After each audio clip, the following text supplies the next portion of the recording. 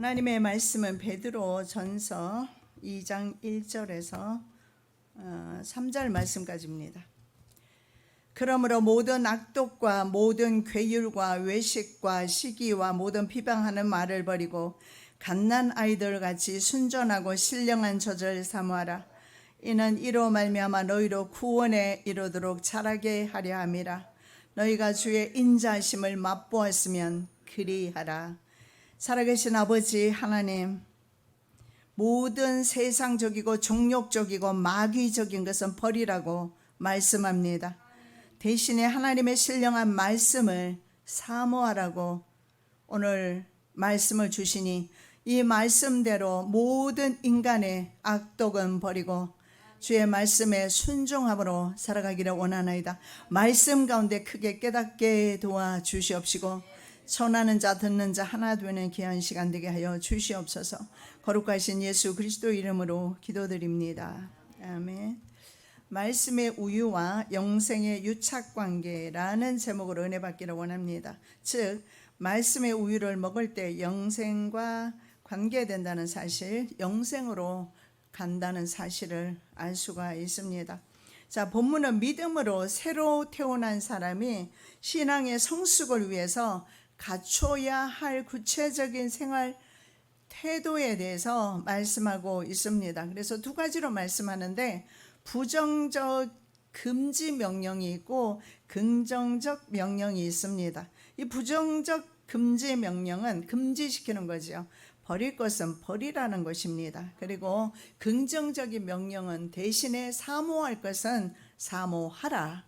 악한 것은 벗어버리고 어린아이가 어머니의 젖을 찾듯이 순수한 진리의 말씀을 사모해서 완전한 구원에 이르도록 힘쓰라. 계속 자랄 것을 말씀하고 있습니다. 여러분, 보통 세포는 말입니다. 20세, 25세, 30세 전에 다 세포는 성장은 멈추게 될 거예요.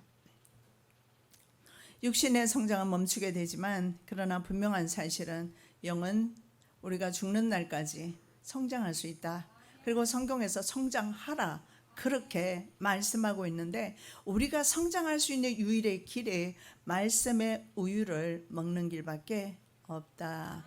지난 한 주간 얼마나 우리가 말씀 생활, 말씀을 읽었고 말씀 생활 하셨는지 한번 돌아보시는 시간 되시기 바랍니다. 결국은 말씀의 우유를 마시는 사람이 구원에 이르게 될 것이다. 영생을 받게 될 것이다. 그래서 절대 둘은 뗄 수 없는 유착관계에 있다라는 사실을 알 수가 있습니다. 사도 베드로는 성도 상호 간에 이루어져야 할 사랑에 대해서 권고했습니다. 그리고 썩지 아니할 씨와 그리고 하나님의 썩지 아니할 씨 하나님 말씀의 우월성에 대해서 이미 전파한 적이 있습니다. 그래서 그 말씀은 영원히 살아있고 항상 있는 말씀이기 때문에 이 말씀의 우유를 먹으면서 이제 악독을 버리자 이렇게 권하고 있습니다. 자, 모든 종류의 악한 것들을 버리시는 저와 여러분 되시기 바랍니다. 이것을 버리기 전엔 하나님의 말씀을 읽어도 눈으로만 읽을 뿐이지 말씀이 먹지는 못한다는 사실을 믿으시기 바랍니다. 1절입니다. 그러므로 모든 악독과 모든 괴율과 외식과 시기와 모든 비방하는 말을 버리고, 자 1장 23절에서 25절의 결론의 말씀을 오늘 본문에서 하고 있습니다. 그래서 유도 접속사 들음으로라는 유도 접속사로 시작을 합니다. 즉 앞 단락에는 성도의 거듭남이 썩어지는 씨로 된 것이 아니다. 썩지 아니할 씨, 즉 항상 있는 하나님의 말씀으로 되었다라고 말씀하고 있습니다. 반면에 우리의 육체는 풀과 같고 그 모든 영광은 들의 꽃과 같다 이렇게 말하고 있습니다. 풀은 마르고 꽃은 떨어지지만 주의 말씀은 세세토록 있다. 이렇게 비교해서 말씀했던 이 교훈의 말씀을 생각하면서 이제 무엇을 해야 될 것인가? 악은 버리라. 그리고 말씀은 사모해라. 두 가지 교훈을 오늘 주고 있습니다. 그러므로 썩지 아니할 시 하나님의 말씀을 사모하기 전에 먼저 행할 일이 있습니다. 낡고 썩은 옷을 벗어버리듯이 악한 것을 버리라고 말을 하는데, 이 버리고를 직역하면 분해서 아주 분한 마음으로 집어 던져서 다시는 입지 않는 것을 직역하면 그런 의미가 있어요. 그래서 이미 한번 버린 옷은 다시 걸치지 않습니다.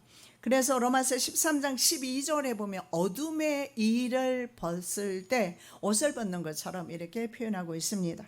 그리고 골로새 3장 8절에 악을 제거하는 것을 옷을 벗는 것으로 표현하고 있습니다. 그리고 예배서 4장 22절에 옛사람을 버리는 것, 어제까지 행했던 그런 세속적이고 세상적이고 정욕적이고 마귀적인 것 버리는 것, 이것을 버릴 때에 하나님의 말씀이 비로소 그 말씀대로 그 삶 속에서 역사한다는 사실을 볼 수가 있습니다. 그래서 하나님의 말씀을 사모하기 전에, 하나님의 말씀을 읽기 전에 해야 되는 것이 이 악독을 버려야 되는데, 이 악독을 버리려면 이게 사실은 안 돼요.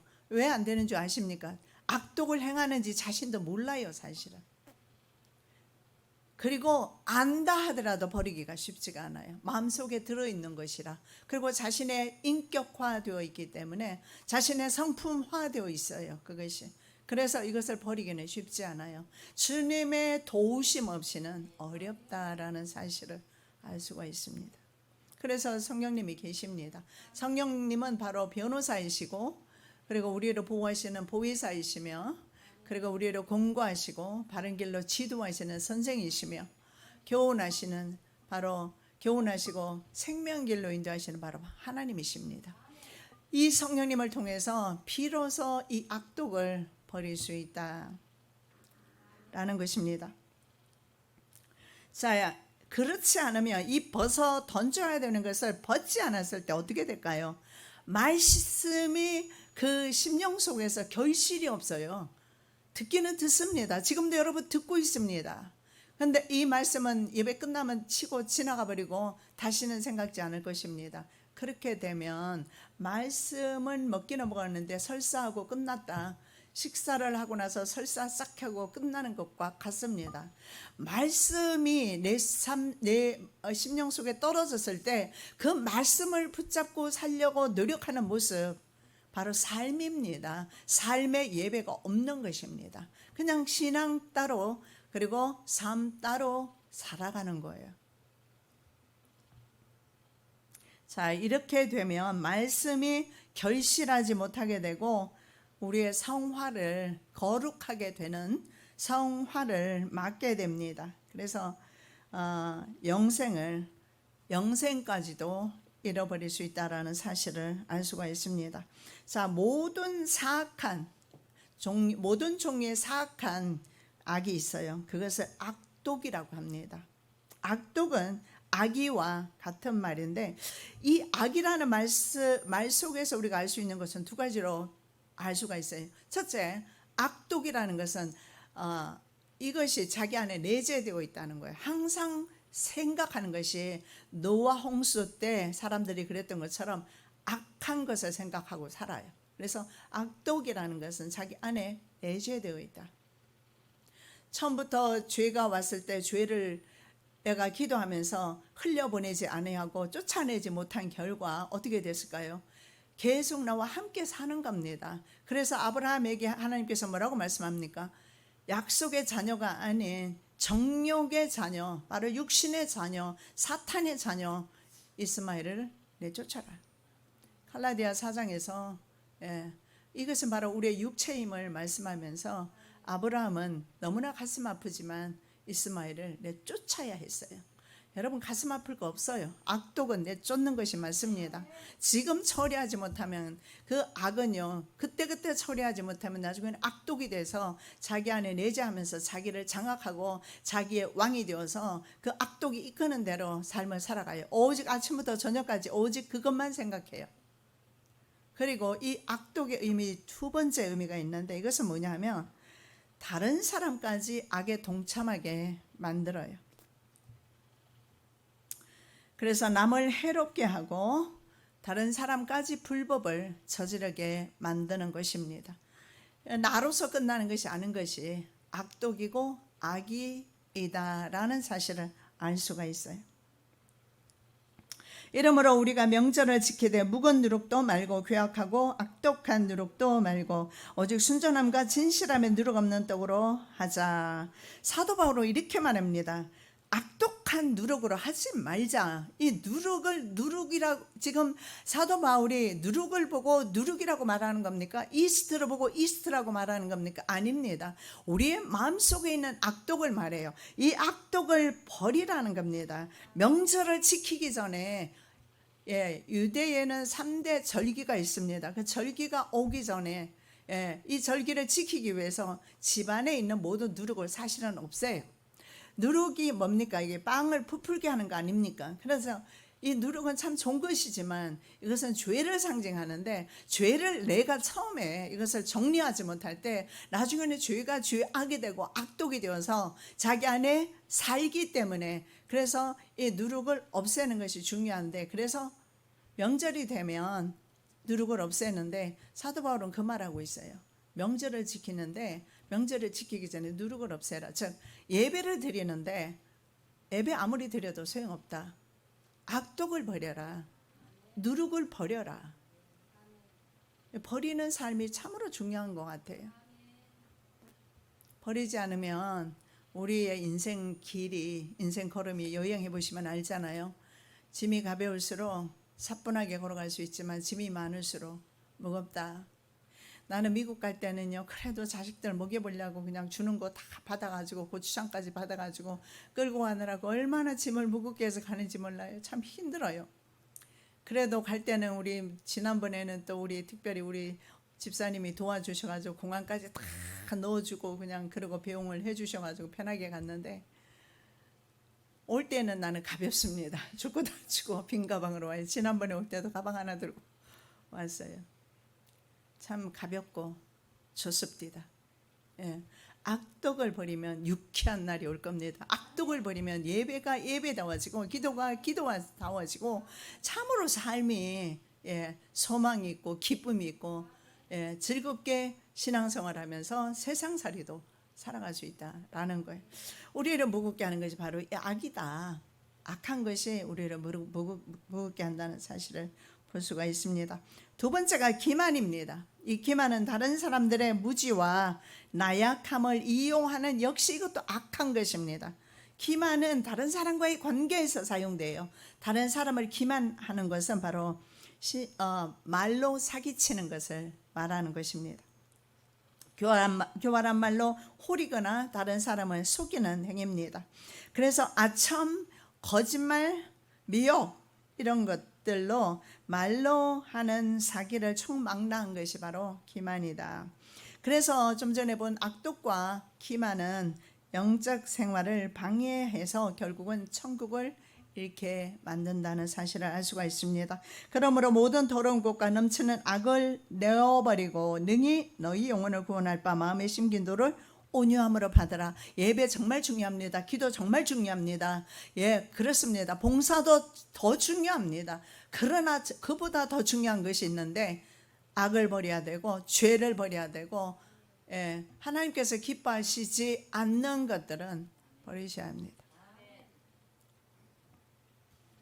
세 번째는 외식입니다. 아래라는 단어 휘포입니다. 그리고 심판이라는 크리시스라는 단어에 바로 합성어입니다. 바로 아래, 다른 사람을 과의 관계 속에서 겉과 속이 다르게 판단하는 것을 말합니다. 모든 종류의 위선과 외식을 가리킵니다. 자, 그래서 좀 이렇게 사회적으로 명성이 있는 사람에게서 이 외식이 자주 나타나요. 위선 떠는 거 말이에요. 안 그런 척. 다 화장실 가잖아요. 그렇잖아요. 다 화장실 가는데, 그러나 사람들 앞에 섰을 때는 자기는 화장실 안 가는 것처럼, 다른 사람 욕하면서 자기는 안 그런 것처럼, 자기 정당만 옳다고, 자기 말만 옳다고 이렇게 생각합니다. 위선입니다. 외식입니다. 자, 다른 사람의 관계 속에서는요, 거짓된 행위와 말로 나타나지만 종교적으로는 거짓 경건입니다. 그래서 여러분, 이 성도라고 해서 다 성도가 아니라 그 중에 신자가 있다라는 사실을 여러분 아셔야 돼요. 신자는 쭉정입니다. 성경에서는 불 속으로 들어가게 될 것이라고 말씀하는 바로 쭉정이에요. 그런데 이 쭉정이는 바로 그 말과 행위에 있어서 거짓되다. 예. 거짓말을 잘하고 다른 사람을 속이고 그렇게 사는 사람을 가리킵니다. 그래서 타인이 잘 되는 것을 방해하고, 그래서 예수님 시대에는요 종교계 지도자들이 바로 이 위선자들이었음을 알 수가 있어요. 특히 그 중에서 바로 속은 너무너무 더러운데 겉은 화려하게 포장했던 바로 사두개인들, 바리새파, 특히 바리새파를 많이, 사두개인들은 수가 적고 귀족층이라서 예수님이 접하는 시간이 적었기 때문에 사두개파는 상대적으로 덜 책망하셨지만 둘이가 다 똑같아요. 그래서 바리새파가 많이 책망받은 것 같으나 똑같습니다. 사두개파나 바리새파나 그들은 속과 겉이 다르다. 그래서 그들에게 회칠한 무덤이다. 당시의 무덤은요 우리나라처럼 떼단지로 이렇게 하는 무덤이 아니고 돌 무덤을 합니다. 그래서 돌을 그 시신이 들어있기 때문에 아름답게 그것을 장례 문화가 굉장히 중요하게 생각하거든요. 유대 문화에서는. 그래서 그 아름답게 포장을 했던 것 같습니다. 그래서 바로 밖은 그렇게 아름답게 포장했지만 실제로 그 속에는 시신이 들어있고 뼈가 있다. 죽은 시신과 그리고 죽은 뼈들이 들어있다. 냄새나는 곳이다 라는 거예요. 그래서 그리스도인은 겉과 속이 같아야 돼요. 솔직하셔야 돼요. 거짓은 정말 하나님께서 싫어하시는데 계시록에 보면 거짓말하는 자는 성 밖에 있을 것이다. 분명하게 말씀하거든요. 그래서 우리는 정직하셔야 돼요. 어떠한 경우에도 정직하시고 거짓말하지 말고, 심지어는 막 둘러대기도 하는데 그런 것도 하지 마시고, 선의의 거짓말 같은 것도 하지 마시고, 그냥 전화 받기 싫으면 받기 싫다고 하세요. 문자 받기 싫으면 문자 받기 싫다고 문자를 하시면 돼요. 엄마 없다고 그래라 그럴 필요도 없고. 우리 그리스도인은 안팎이 똑같아야 돼요. 하나님 보십니다. 자, 시기는 다른 사람에 대한 질투입니다. 이것은 열등감에서 나와요. 남을 중상모략하고 비방하고 타인의 번영이나 명성이나 행복을 방해하고, 그래서 그들에 대해서 자꾸 악하게 말해요. 내 입에서 다른 사람 말이 나오면 그 사람이 아니라 자기 자신의 문제라는 사실을 인식하시기 바랍니다. 그래서 내 말을 한번, 내가 무슨 말을 하는지 알고 싶으시면 녹음기 가지고 핸드폰으로 녹음 한번 해보시기 바랍니다. 내가 다른 사람하고 대화할 때 어떤 말을 주로 많이 하는가? 하나님 말씀을 많이 하는가? 아니면 남의 말을 많이 하는가? 비겁한 사람이에요. 남의 말을 하는 사람은. 그런 사람은 자기 죄를 자기의 눈에 대들보를 보지 못하고 남의 눈에 티눈을 보려는 사람이라는 사실을 알 수가 있어요. 다섯째, 비방입니다. 역시 같습니다. 다른 사람과의 관계에서 온갖 종류의 중상모략입니다. 그래서 악담으로 남을 헐뜯거나 명예를 손상합니다. 여러분, 이거 마찬가지로 시기나 비방이나 이런 것들을요, 마음에 자리 잡은 악독과 괴휼이 비방으로 나타나요. 비방이라는 것이 말을 통해서 나타나잖아요. 그래서 속에 있는 시기와 질투 이런 것들, 그리고 속에 있는 악독 이런 것들이 나중에 다른 사람을 비방하는 것으로 표출된다라는 사실을 알 수가 있습니다. 그래서 여러분 꼭 기억하실 것은 악독과 시기와 증오와 외식과 그리고 비방 등의 죄들은 친구들입니다. 그래서 그 친구들은 언제나 함께 어울려요. 그래서 우리는 이런 모습이 내게서 조금만 보인다면 멈추시고 하나님의 은혜를 구하시기 바랍니다.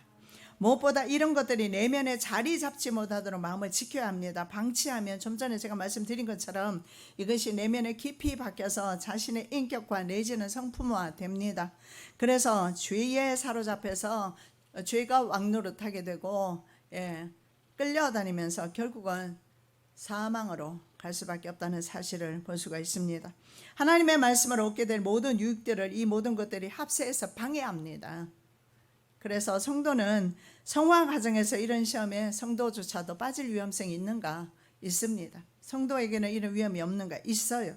언제나 옵니다. 그래서 성도는 사도 바울처럼 그런 것들이 왔을 때 싸워야 돼요. 사도 바울은 천국을 침노하는 자의 것으로 침노하는 그 세례요한이 말씀하신 것처럼 사도 바울은 그 당시에 헬라 지역에 많은 경기들이 있었지 않습니까? 바로 올림픽도 바로 그리스에서 나왔지 않습니까? 그래서 이런 올림픽도 있었고 수많은 경기들을 보면서 천국은 바로 이 경기장에 선 사람들과 같다. 다가 아니다. 반드시 경기장에 선 사람은 승리하는 사람이 있고 지는 사람이 있는데 자기 자신과의 싸움에서 지는 사람은 천국을 소유할 수 없다. 자신과의 싸움에서 이기는 사람이 천국을 소유한다. 천국은 침노하는 자의 것이다. 이렇게 말씀을 성경에서 하고 있습니다.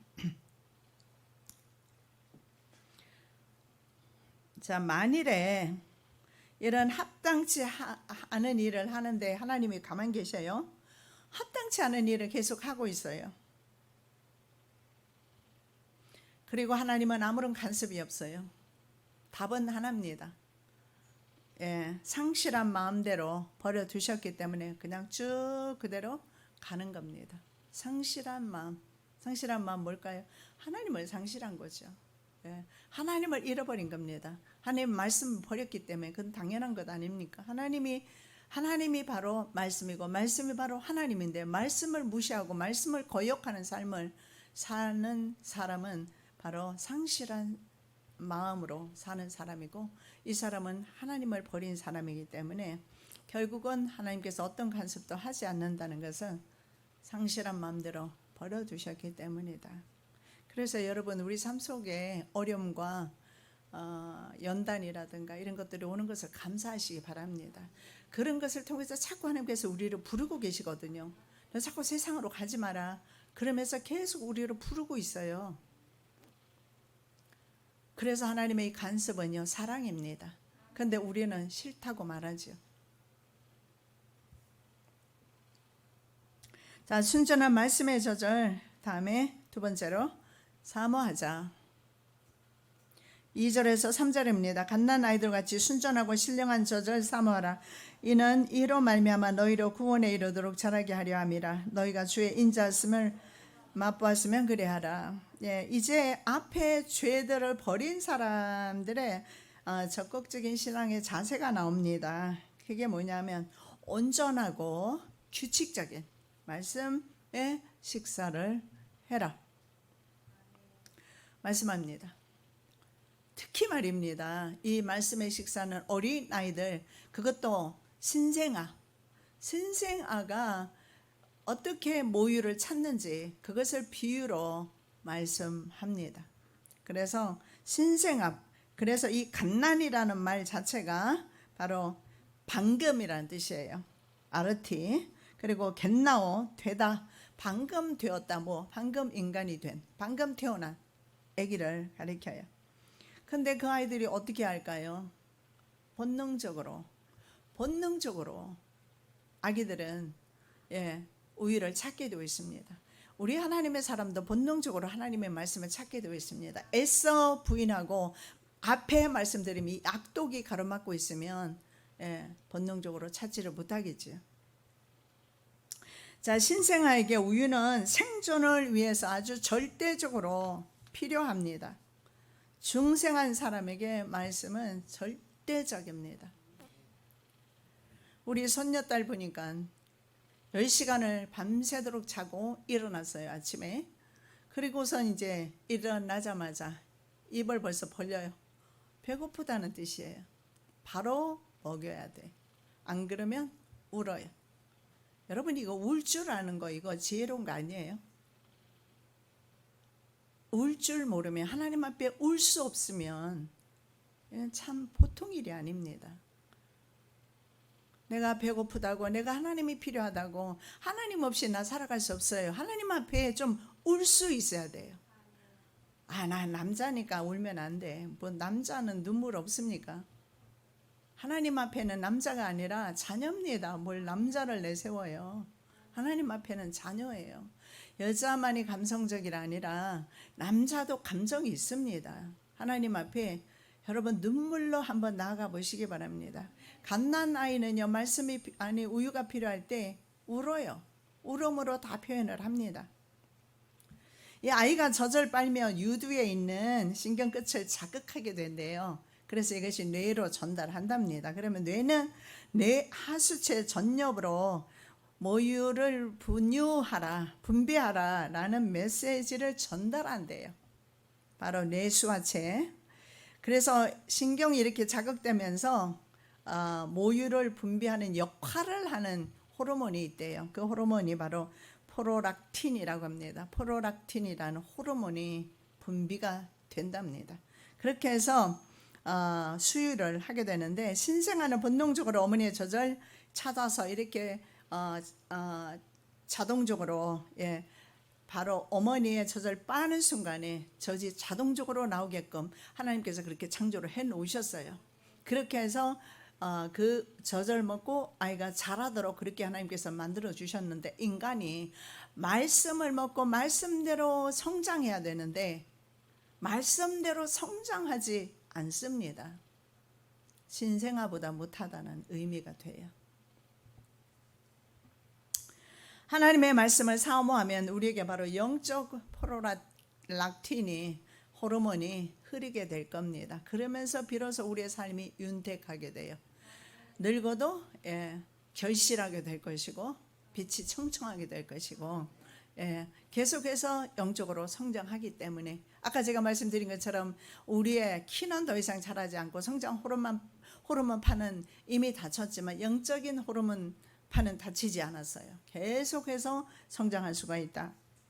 자, 모유에는 보면요, 신생아에게 필요한 모든 영양분이 다 들어있어요. 포함되어 있어요.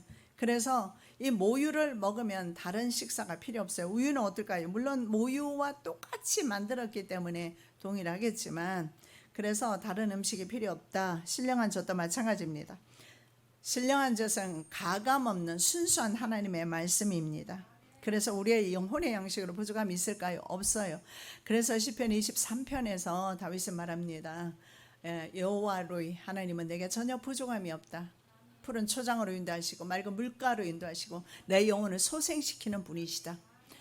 목자는 그렇게 못하지만 영혼의 목자는요, 영혼까지 관리하신다라는 것을 고백하고 있는 것입니다. 그렇습니다. 우리의 육체는요, 음식을 먹습니다. 그리고 생명을 유지합니다. 우리의 영혼은요, 말씀의 우유를 먹고 영양을 공급받아야 영혼이 강건하게 됩니다. 여러분의 영혼이 강건하시는 은혜가 있으시기 바랍니다. 하나님 말씀에 우리의 생존에 필요한 모든 것이 다 들어있다.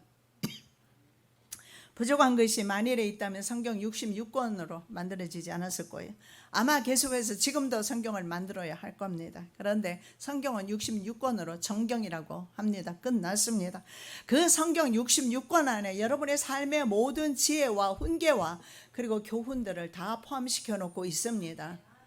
그 말씀들을 내가 하나님의 성령으로 읽고 삶에 적용을 시키고 할 때, 말씀이 살아 움직일 때 내가 비로소 말씀의 혜택을 보는 거지, 읽는다고 해서 그 말씀의 혜택을 보는 것은 아니다. 눈으로는 읽을 수 있어요.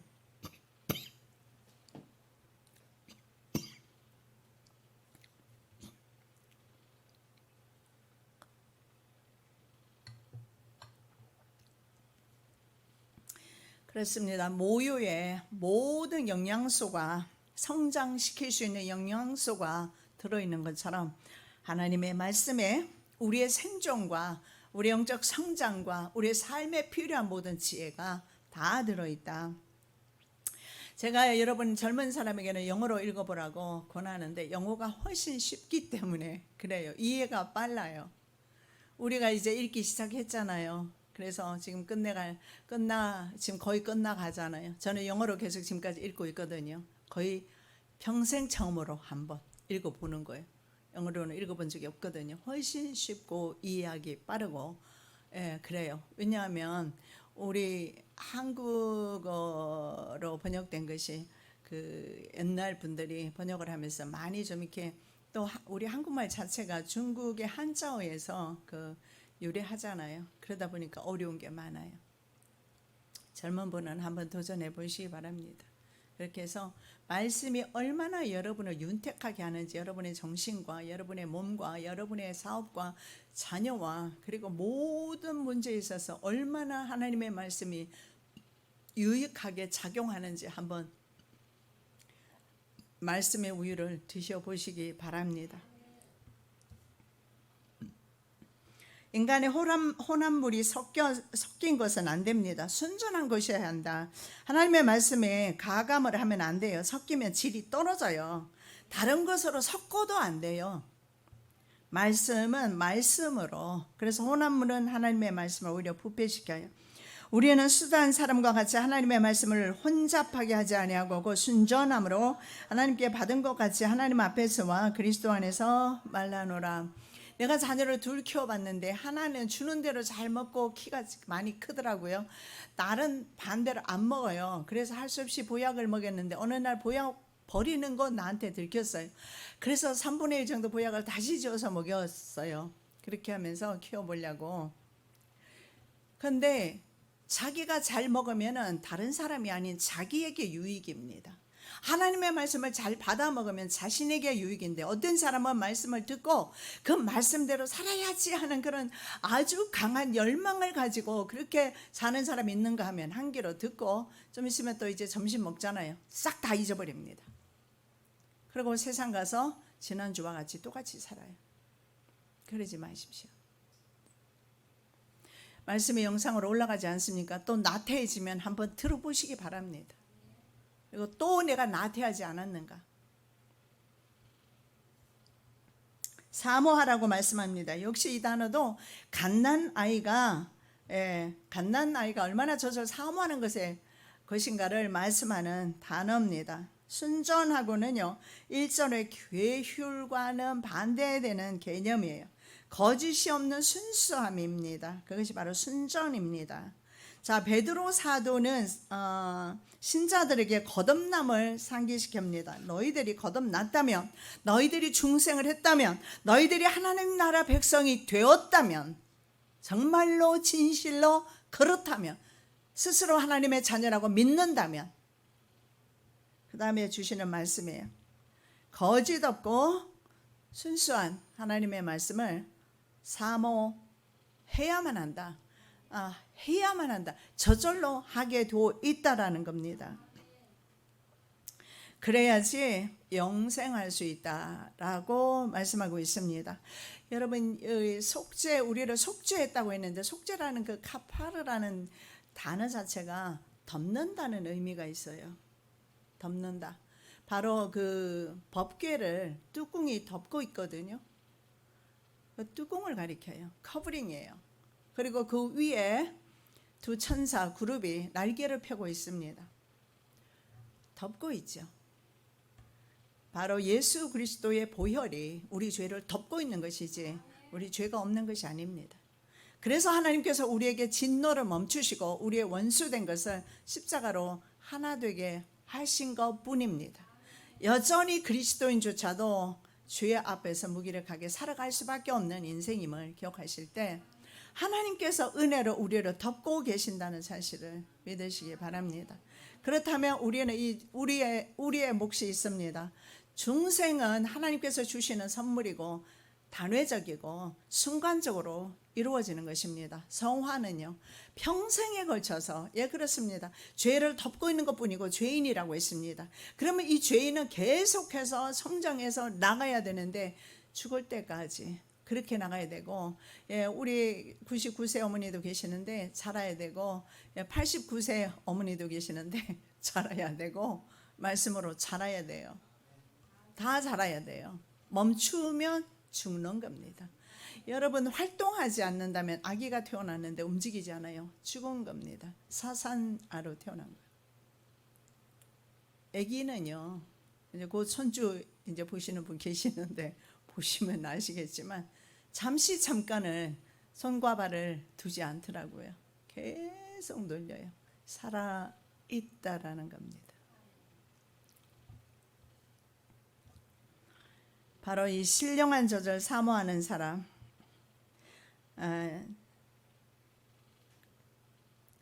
사모하는 그 태도는 바로 갓난 아이들처럼 해야 된다. 하나님의 말씀에 대해서 강렬하고 부단하게 지속적으로 사모함이 있어야 합니다. 왜냐하면 유아들의 젖에 대한 갈망을 한번 보십시오. 우유에 대해서 유아들은 어떻습니까? 아주 강렬합니다. 아주 강렬해요. 막 정신없이 빨아요. 한 10시간 자고 일어났으니 얼마나 배고프겠어요, 신생아를. 그런데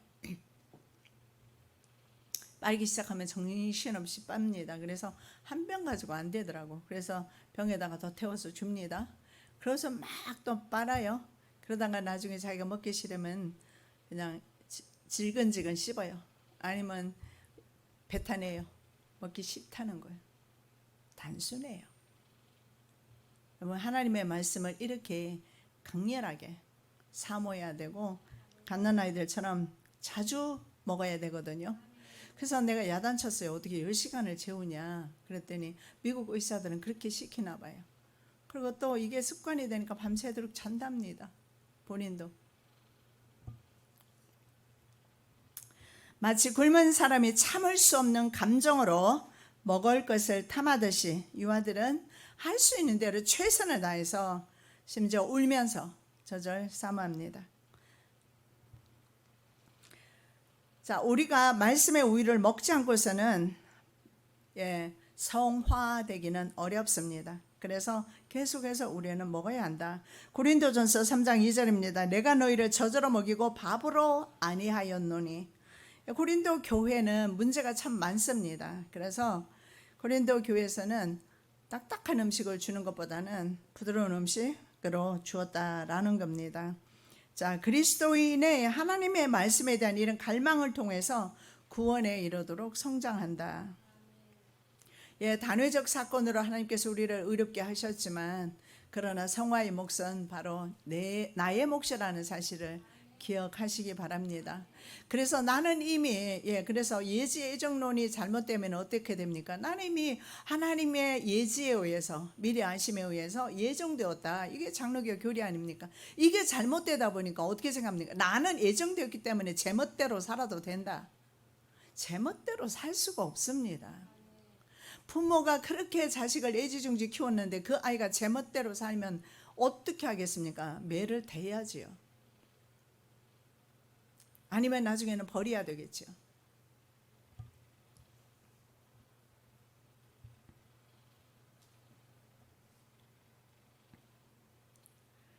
하나님의 말씀은 우리가 늘 사모해야 되는 부분임을 알 수가 있습니다. 저희 아버님은 95세에 들어가셨는데 항상 책상에 앉아있는 모습만 봤어요.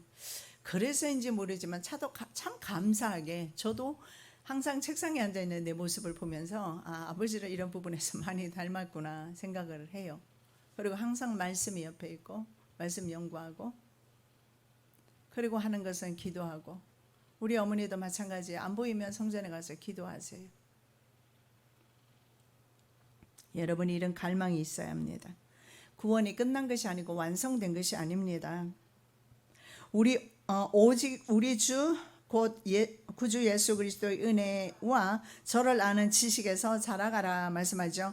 구원은 성화가 완성되는 때인 바로 그리스도인의 최종적 구원의 때임을 알 수가 있어요. 죽거나 역사가 끝나거나 그때가 되겠죠. 그래서 현재 구원을 소유하고 있어요. 칭의를 중생을 통해서 거듭남을 통해서 구원을 소유하고 있지만 이렇게 예지예정론을 따라서 나 다 끝난 것처럼 그렇게 살아서는 안 될 것이다.